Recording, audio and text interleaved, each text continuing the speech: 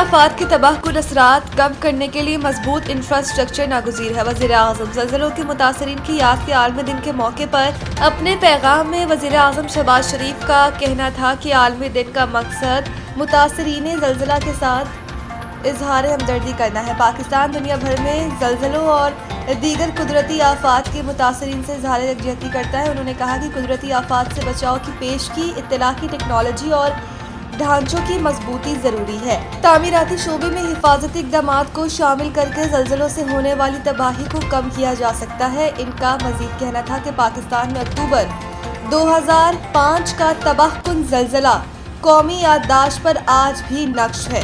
ज़लज़ले से 80,000 अफराद जाँ भाग, आज़ाद कश्मीर और KPK के 30 लाख अफराद बेघर हुए। सानहा 2005 ने मुल्क के इंसानी, समाजी और मुआशी सतह पर गहरे असरात छोड़े।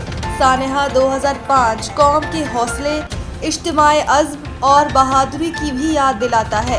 वज़ीर-ए-आज़म ने कहा कि मुल्क में इस्तेदाद कार बढ़ाने और अवामी आगाही हुकूमत की तरजीहात में शामिल है, जिसके तहत कम्युनिटी फर्स्ट रिस्पॉन्ड की तरबियत, पाकिस्तान स्कूल सेफ्टी प्रोग्राम के जरिए निसाब में आफात से मुतालिक तालीम की शमूलियत और जुग्राफियाई मालूमाती निज़ामों सैटेलाइट मॉडलिंग में सरमायाकारी की जा रही है। अमेरिकी सदर ट्रंप की ईरान के खिलाफ तवील मुद्दती बहरी नाकाबंदी की हिदायत। गैर मुल्की खबरसां अदारे की रिपोर्ट के मुताबिक अमेरिकी सदर डोनाल्ड ट्रंप ने मुशीरों को हिदायत देते हुए कहा कि ईरान के खिलाफ तवील मुद्दती बहरी नाकाबंदी की तैयारी करें। इनका कहना था कि ईरान की मईशत और तेल की बरामदात पर दबाव जारी रखा जाए, ईरानी बंदरगाहों से आने जाने वाली शिपिंग को रोका जाए, बमबारी शुरू करना या तनाज़े से बाहर निकलना नाकाबंदी बरकरार रखने के मुकाबले में ज्यादा खतरनाक है। ट्रंप ने कहा है कि बादशाह चार्ल्स मुत्तफिक है कि ईरान जोहरी बम नहीं रख सकता। अमेरिका ने ईरान को फौजी शिकस्त दी है। बरतानिया से तारीखी रिश्ता उजागर करना फितरी है। सियासी अलहदगी के बावजूद अमेरिका और बरतानिया की दोस्ती बरकरार है। तर्जुमान अमेरिकी सेंटकॉम के मुताबिक अमेरिकी नाकाबंदी से ईरान की समुद्री तिजारत मुतासिर हुई। अमेरिकी अफवाज ईरान आने और जाने वाले तिजारत को रोक रही है। चाह बहादुर बंदरगाह पर जहाज़ों की बड़ी तादाद जमा है। चाह बहार पर 5 जहाज होते थे, अब ये तादाद बढ़कर 20 से जायद हो गई है। दूसरी जानिब ईरान ने UN सेक्रेटरी जनरल को खत में अमेरिकी नाकाबंदी की मजम्मत करते हुए ईरानी जहाज़ों को रोकना और असासे जब्त करना समुद्री कज़ाकी करार दे दिया। यूक्रेन दिफा के लिए 9/11 के बाद जैसे इत्तेहाद की जरूरत है। शाह चार्ल्स अमेरिकी कांग्रेस से खिताब करते हुए शाह चार्ल्स ने व्हाइट हाउस प्रेस डिनर हमले की मजम्मत की और कहा कि तशद्दुद का ये अमल कभी कामयाब नहीं होगा।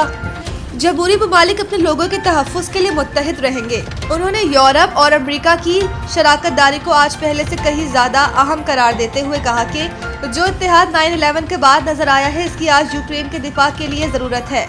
उन्होंने यूक्रेन के दिफा के लिए गैर मुतज़लज़ल अज़म की अपील की और कहा कि यूक्रेन में क़याम के लिए मगरबी इत्तेहाद का बरकरार रहना जरूरी है, क्योंकि ये जंग नेटो के आज़म का इम्तिहान ले रही है।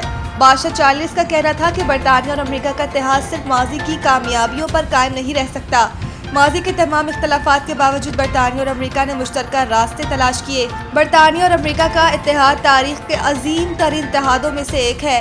इसके अलावा शाह चार्ल्स ने माहौलियाती तहफ़्फ़ुज़, इंसानी हमदर्दी और मज़ाहिब के एहतराम को फ़रोग़ देने की ज़रूरत पर भी जोर दिया और कहा कि मौजूदा गैर यकीनी दौर में रवादारी और आज़ादी जैसी जमहूरी इक़्तिदार का दिफा ज़्यादा ज़रूरी है। इस्लामाबाद हाई कोर्ट से ट्रांसफर होने वाले तीनों जजेस की सीनियरिटी मुतासिर। इस्लामाबाद हाई कोर्ट के ट्रांसफर होने वाले 3 जजेस की सीनियरिटी लिस्ट में तीनों सूबों में जूनियर जज बन गए। जस्टिस बॉसिर अख्तर कियानी का इस्लामाबाद हाई कोर्ट में सीनियरिटी लिस्ट में दूसरा नंबर था। तबादले के बाद जस्टिस बॉसिर अख्तर कियानी का Lahore high court seniority list में 12वां नंबर होगा। जस्टिस बाबर सित्तार का इस्लामाबाद हाई कोर्ट में सीनियरिटी लिस्ट में तीसरा नंबर था। तबादले के बाद justice Babar Sattar Peshawar high court में 6ठे नंबर पर चले गए।